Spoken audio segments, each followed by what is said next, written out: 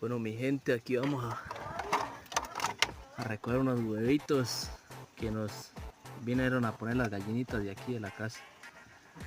Tienen unos huevitos, acá reventó una con unos pollos. Sí, están bien bonitos los pollos. Por acá están las gallinas, por ahí están, vean. Por ahí está mi mamá, un arbolito de lulo.